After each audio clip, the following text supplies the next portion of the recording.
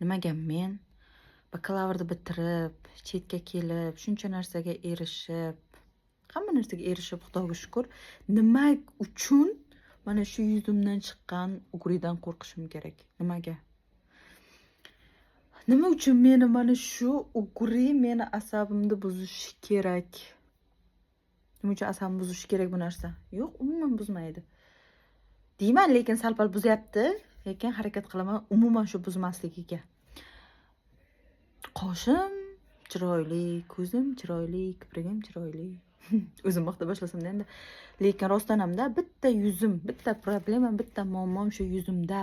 Nimaga mana shu yuzim oddiy kichkinagina mana shu ugrichadan, mana shu chiqqan ugrichadan meni kayfiyatimni buzish kerak, nimaga meni asabimni buzish kerak? Nima uchun?